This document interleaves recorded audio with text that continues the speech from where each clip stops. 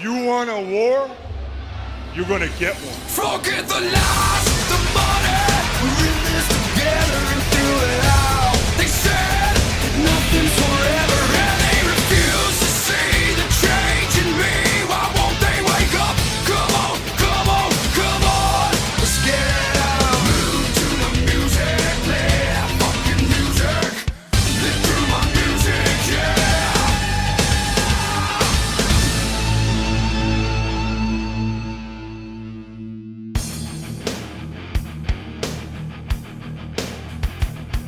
Hey yo, Reliving the War, episode 195, the 2nd of August 1999. This week we've got Raw coming from Columbus, Ohio, and Nitro's in Sioux Falls, South Dakota. The pressure is now on WCW. Executives at the top of Turner Broadcasting have been keeping a close eye on what's been going on, and they're not happy. The clock's ticking for Eric Bischoff, and worst of all, he doesn't even know it yet. Guys, I may have failed in my mission to meet Steve Blackman and gain some of his superpowers, but jam-up guy Alan stepped up to the plate and he met the man himself at WrestleCon Philadelphia. Alan's now going through his own transformation as Shin Alan, and Tony Schiavone even asked him for a photo because Alan just became super awesome. Thank you for your photo, Alan. Very much appreciated, sir.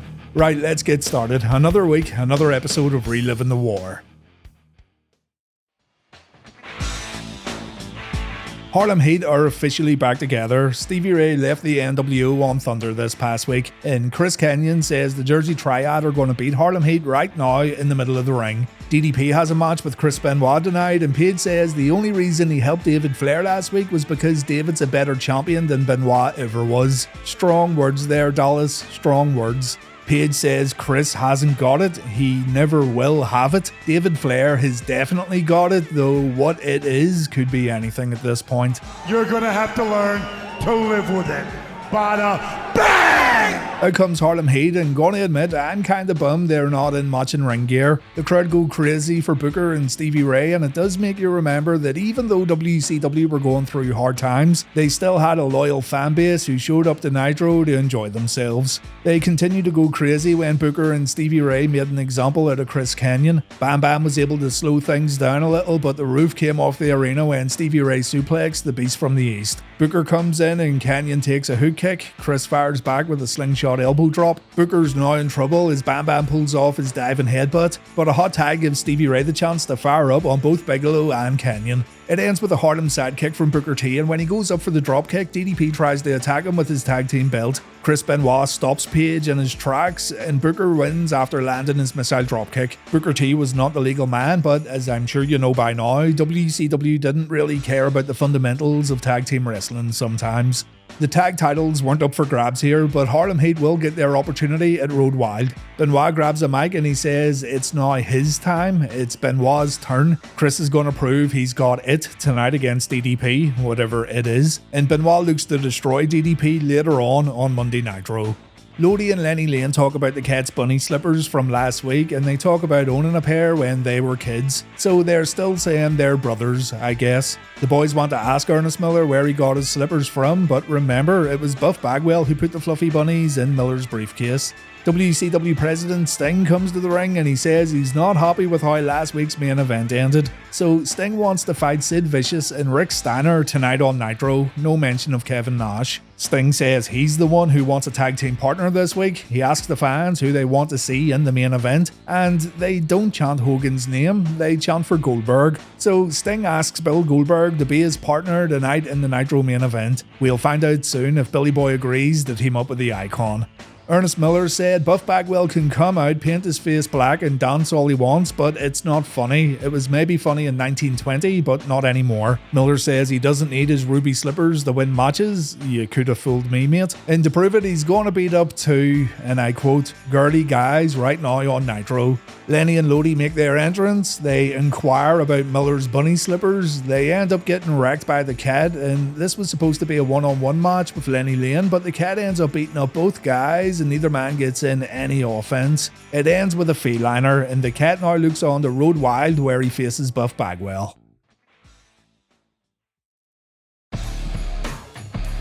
Raw began with the Acolytes standing at the entranceway during the initial Raw pyro display. They called out Big Show and Undertaker for a fight, and do keep in mind, Bradshaw and Farouk still call themselves Acolytes while wearing the Undertaker symbol on their ring gear. They ended up getting the big shot Hardcore Holly instead though. Holly says his boys Taker and Show aren't here yet, but the leader of the super heavyweights is here, that being Hardcore Holly himself. So Bombastic Bob runs down for a fight and he gets his ass handed to him. He takes a double spine buster, the Dominator, the clothesline from hell, and 2 double power bombs. You gotta appreciate the courage of Mr. Holly, but at the same time, he's a bit stupid, isn't he?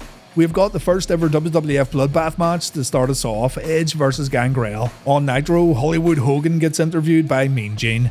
Christian was seen in the audience with Gangrel last night on Heat, and Edge is heartbroken that his brother would turn his back on him like this.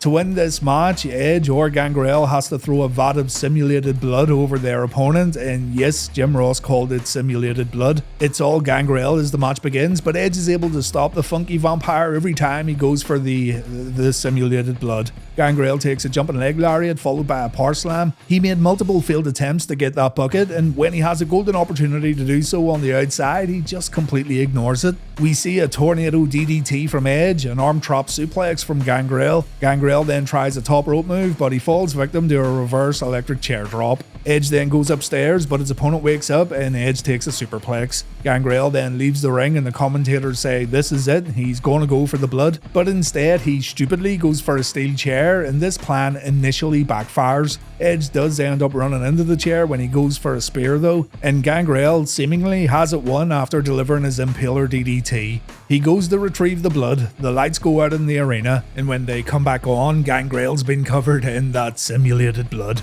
Christian just gave Gangrel a bloodbath, and Edge wins this match. Christian didn't leave Edge, and it was a setup all along. We didn't see that one coming.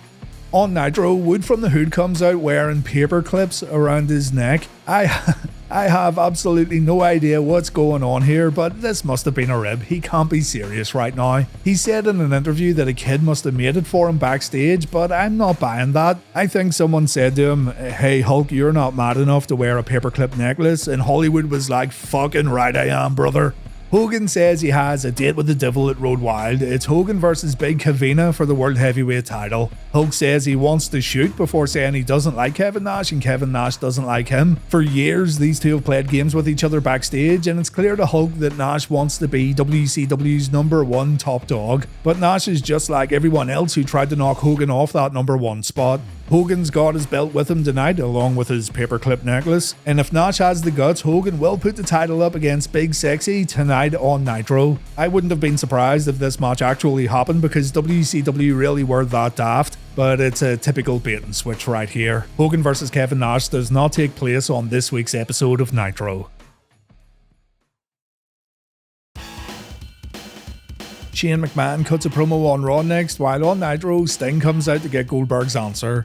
Shane says he watched his dad's farewell speech last week from the comfort of his own home. Shane's proud that his dad lived up to his guarantee, and he hoped fans would show Vince the respect he deserved when he said goodbye. But McMahon didn't get the farewell party that Shane expected, and the fans instead mocked Vince McMahon. Jim Ross was also part of this, and Shane says he'll have some payback for Ross later on. And Shane continues putting his dad over by saying Vince made WWF more recognizable than Disney and more recognizable than Time Warner. Vince built pro wrestling, he made pay-per-view what it is. There'd be no Stone Cold, Rock, Undertaker, Big Show, Triple H and others without Vince and K. McMahon. And Shane even takes a shot at the competition while continuing to put Vince on a pedestal.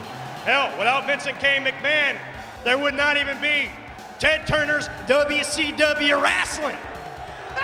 Shane says without Mr. McMahon there'd be no WCW roster, saying as Vince made most of those guys stars a long time ago. So in short, the world is indebted to Mr. McMahon. Shane and Triple H had a meeting where Hunter guaranteed that he'd win the WWF title at SummerSlam. Shane looks forward to Stone Cold Steve Austin having an out-of-body experience when he loses the championship. As it pertains to the corporate ministry, the group has now finished and every member's free to do whatever he or she wants. And Shane's going to put all his focus on Big Test, the man who's been trying to ride his sister. Test comes out, he says he told Shane to stay out of his and Stephanie's business, so Test wants to make an example pull out of Shane and those, and I quote, free Gap employees. I hope he's not talking about the Main Street Posse. Tess is going to go through every posse member until he gets to Shane, and then Stephanie's going to end up an only child.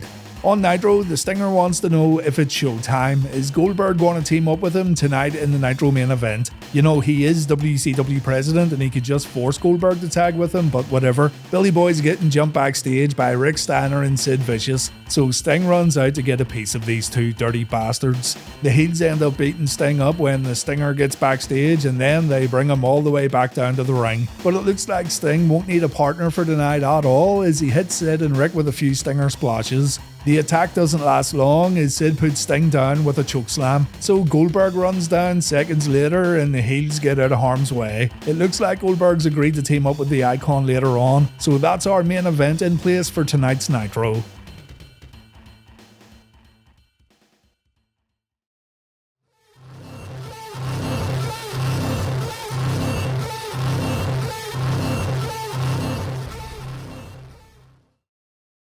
Disco fever, yeah, yeah, yeah, yeah. Disco fever,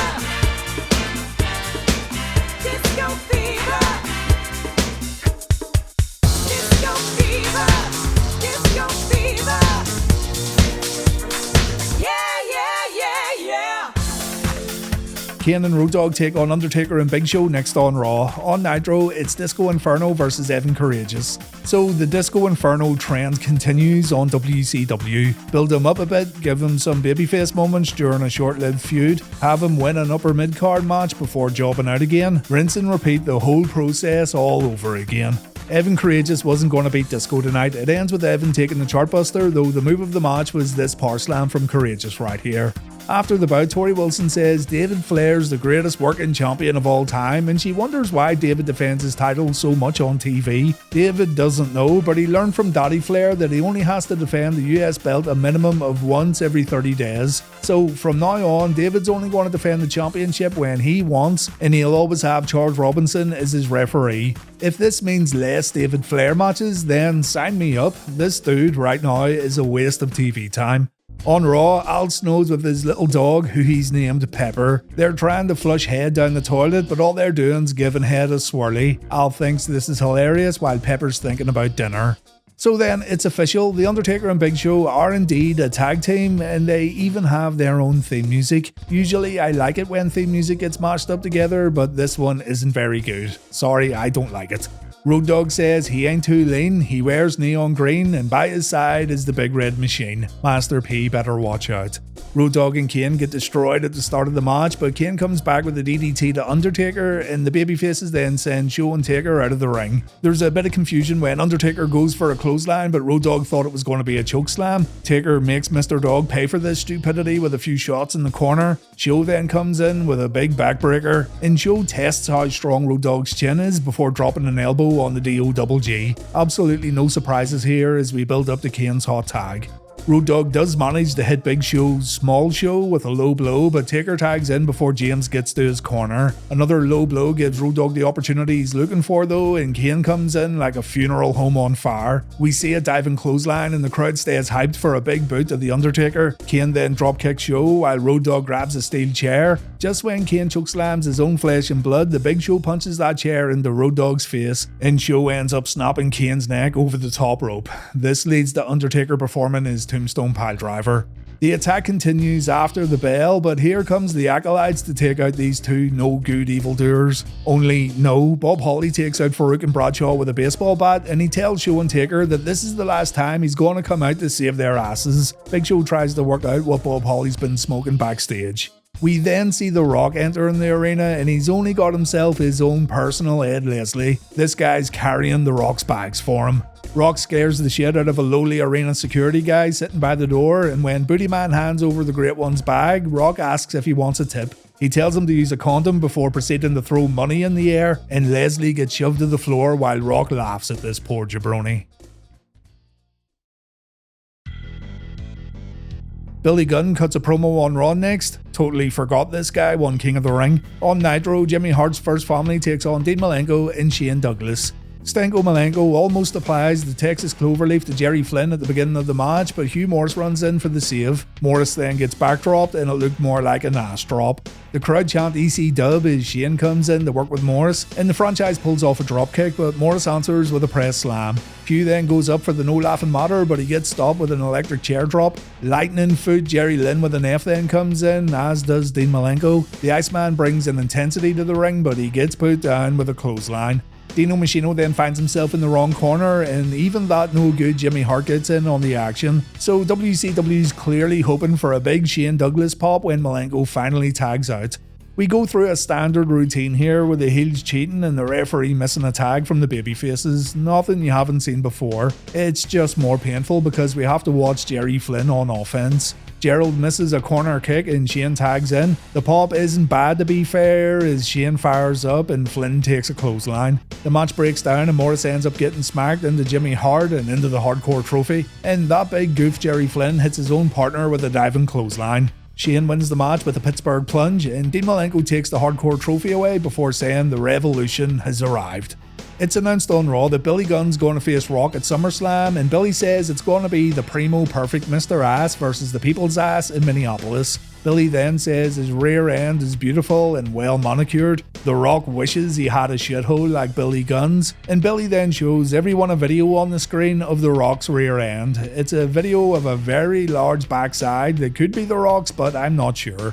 Rock then shows up on the screen to call Billy out on his shenanigans though. The People's Champ says Billy just showed a video of his fat ass mama on the Titantron. At SummerSlam, The Rock only has to throw one punch to kill Billy, but if Rock misses, the wind's going to give Billy pneumonia. Billy's going to have drops of tears rolling down his cheek and drops of piss rolling down his leg at SummerSlam, and Billy's going to find out that The Rock's the most electrifying man in sports entertainment.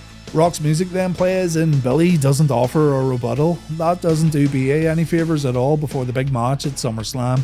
After the promo, we see D'Lo trying to get Mark Henry to eat a little healthier. The big man's still having issues with his blood pressure. Mark's not happy with his bland food, but I'd be a bit more worried about that weird energy drink that WWF's been promoting over these past few weeks.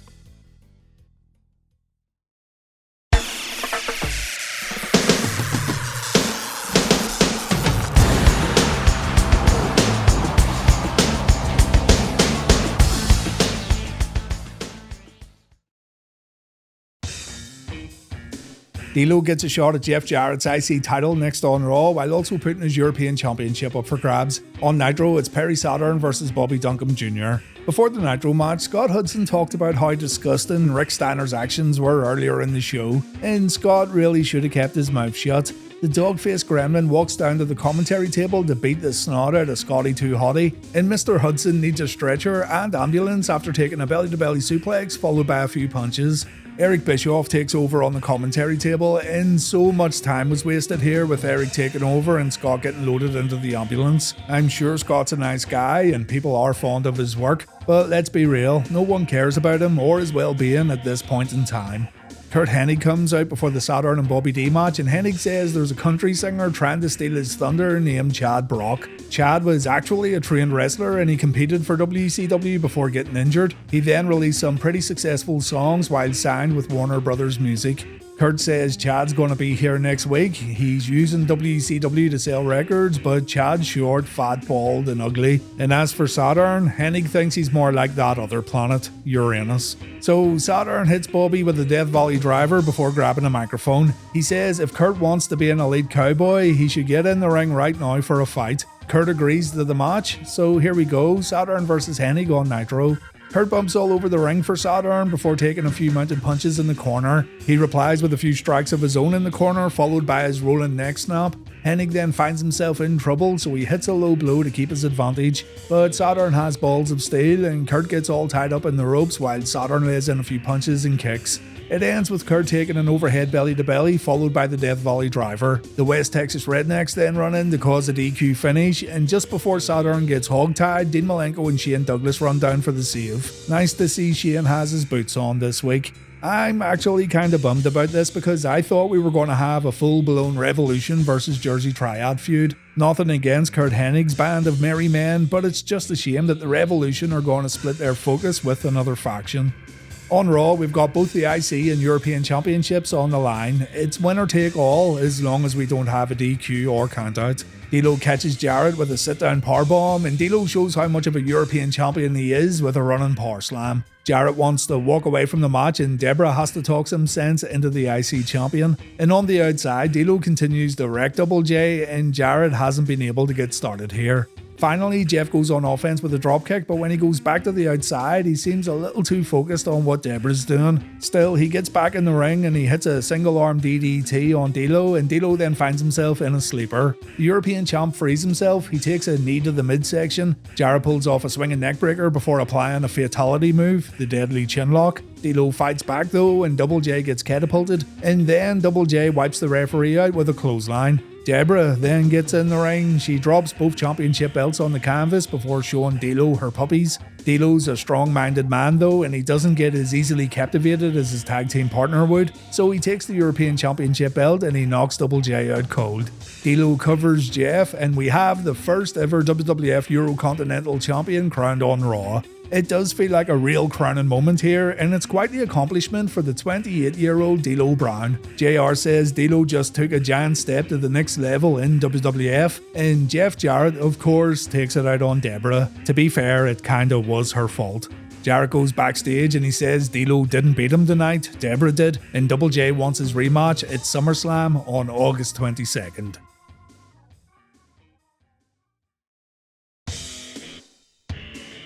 Steve Austin cuts a promo next on Raw. On Nitro, it's Chris Benoit versus DDP. Stone Cold said he listened to Triple H run his mouth last week on commentary, and all Austin heard was a bunch of BS. Triple H can study Stone Cold all he wants, he can have a PhD in his back pocket based on the works of Stone Cold Steve Austin. It really doesn't matter because Stone Cold's gonna beat Hunter's ass at SummerSlam. The Undertaker and Big Show then make an appearance, and Undertaker quickly explains why he's standing in the ring right now. Stone Cold owes him a WWF title rematch, and if the dead man doesn't get it right now, well, this is gonna happen. Undertaker and Big Show beat the WWF champion down to the mat. Austin's left in the ring a beaten man while Show and Undertaker head to the back. Michael Cole says he's going to get a word with Austin soon in regards to the Undertaker's challenge. And look, Austin and Undertaker are top tier legends in the world of pro wrestling, but I don't want to see them wrestle again. I'm sure they were both sick of looking at each other at this point in time too.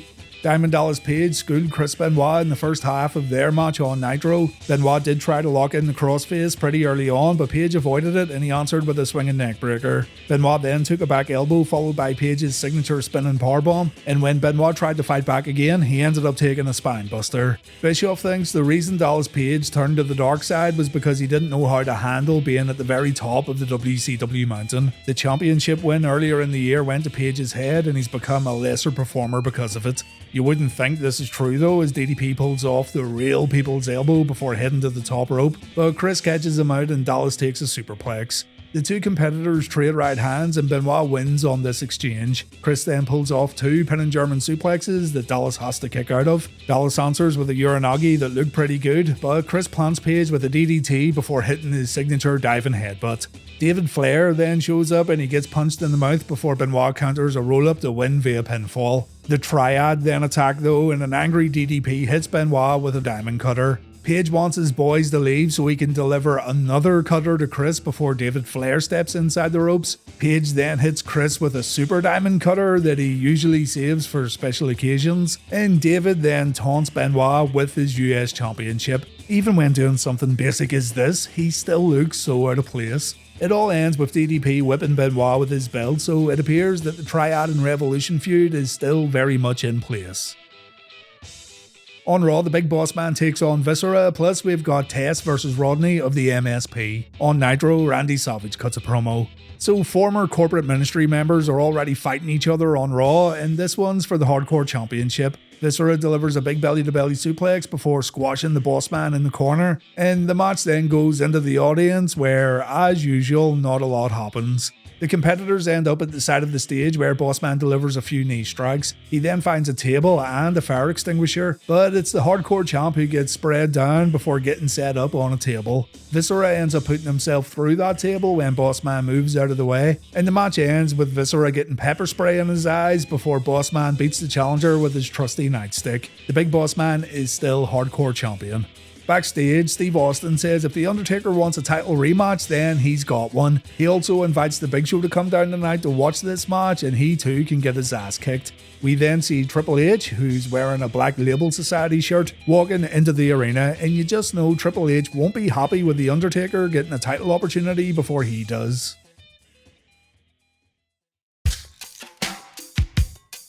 Have you ever had sex? I haven't felt great. It felt so good when I did it with my penis. A girl let me do it. It literally just happened. Having sex can make a nice man out the meanest. Oh, hey. Rodgers beats the crap out of Test on the outside, and Joey Abs comes down to lend a hand even though he really didn't have to. Test gets thrown into the ring post, and it looks like Rodney has this all figured out, but then back in the ring, yeah, that probably hurt, didn't it? It's okay though, because this is Rodney. Rod cannot be beaten and he cannot be stopped. We go to the outside and, damn it, Rodney slips on a banana or something, but that's okay because the ROD doesn't JOB, and when this gets back inside the ropes, it's gonna... That no good Test is trying to break Rodney's arm, and he goes about this with a few leg drops followed by a few top rope elbow drops. Rodney then does the unthinkable and he submits to a hammerlock. Yes, a hammerlock. But Rodney was just having a bad day, and he'll be fighting fit again next week. At least he would be if Test didn't wrap a chair around his arm before jumping off the top rope with a foot stomp. At this point, this is assault, mister, and Test should be locked up in jail. This is ridiculous. Joey Abs doesn't want to go near this madman for obvious reasons, but Joey's next on Test's hit list, and it all ends with Test smacking poor Rodney with that steel chair right on the injured arm. Despicable behaviour on Raw's War. Chyna then tells Triple H about what happened earlier on, and Hunter's fuming. He can't believe Test just beat Rodney, and neither can I.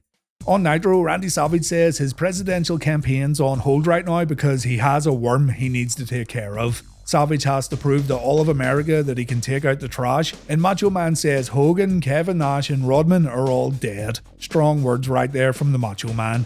Randy Savage versus Dennis Rodman's going to happen at Road Wild, but Savage calls Rodzilla out right now for a fight. Instead though, Savage gets Mona, the former Miss Madness. Mona wants to be part of the team again, and things get a bit uncomfortable when Macho tells Mona to get on her knees and beg for her job back. Savage ends up saying that Mona's still fired. He tells her to beat it, and then Dennis Rodman shows up with 4x4 and Swole, members of the No Limit Soldiers. It turned out they actually did have a limit, and it was the lower mid card. Dennis wonders if Savage is mad because Rodzilla stuck his worm into Gorgeous George. Randy says just because Dennis has been a bitch all his life, he doesn't need to go after Randy's. Fantastic line. And Mona hits Randy with a low blow before Dennis gets in the ring. Rodman delivers a clothesline to the back of Macho's head before dropping a few elbows, and Nitro takes a commercial break before Dennis can find a microphone. Rodman vs Savage is either going to be the worst match of all time or the greatest match of all time. There's going to be no in between.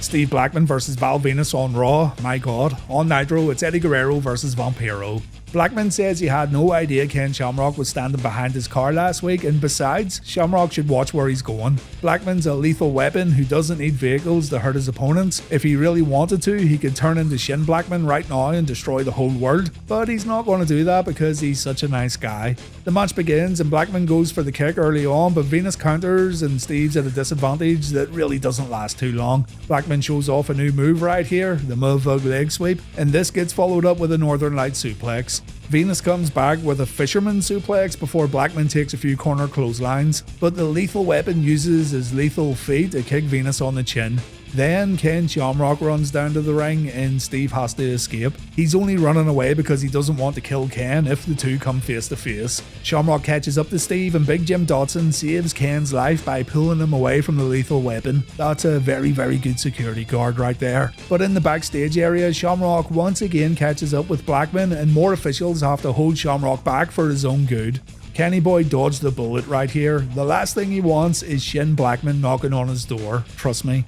On Nitro, Vampiro came to the ring with the Deadpool, Raven and the ICP. Eddie Guerrero's not happy that this crew's surrounding the ring, and the moment Eddie hits a dropkick, Shaggy 2-Dope gets on the apron. So Eddie gets put at a disadvantage and Vampiro delivers a super kick before sending Guerrero out of the ring. Eddie lands on a cameraman.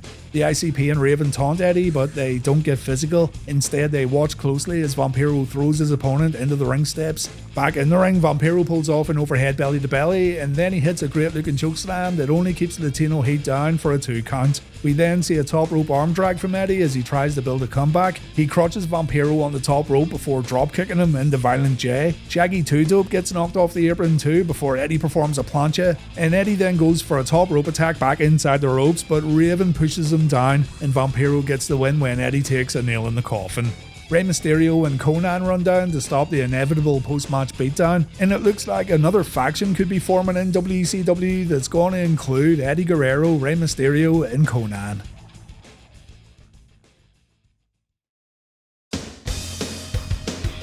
Raw ends with The Undertaker vs Stone Cold Steve Austin, while Sting and Goldberg take on Sid and Rick Steiner on Nitro. Don't worry, the Raw match doesn't actually happen. I wouldn't call this a bait and switch either, seeing as the match was only announced about 15 minutes before Raw went off the air. Triple H runs down to the ring before Austin makes his entrance and he tells The Undertaker this match isn't going to happen. It's Triple H's time, and if The Undertaker wants to fight Stone Cold, then he has to go through the game. Someone's going to kick Austin's ass and take his belt, but it's not going to be The Undertaker. And with that, Austin gets in the ring and we have a fight between Stone Cold, Triple H, Undertaker and Big Show.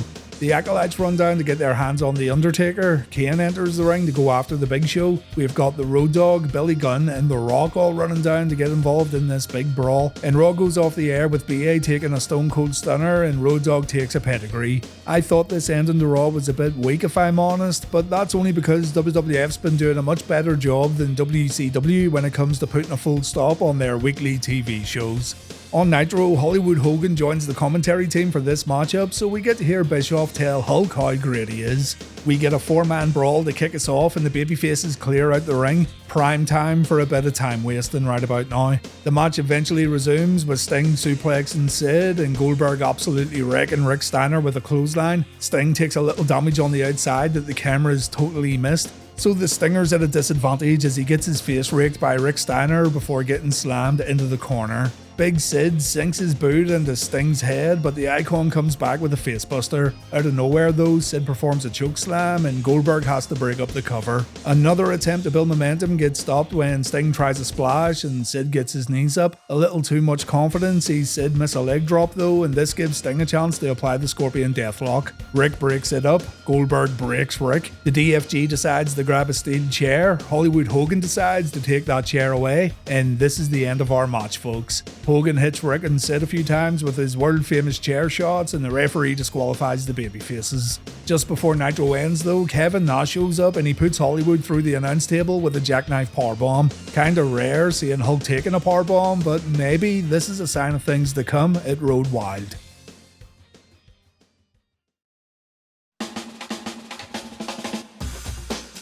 Raw wins Reliving the War this week. The reason why no one remembers these episodes of Nitro is because the show itself's become so formulaic in the summer of '99. We get moments here and there, but little moments aren't good enough when going up against WWF during the Attitude Era. I mean, what does everyone remember from this Nitro? Hulk Hogan wearing a paperclip necklace. It's kinda heartbreaking too because you just want WCW to get better and you want the guys to be given substantial opportunities to show how good they really are, but it's not the wrestlers' fault, it's the lack of real creativity that's keeping the show down.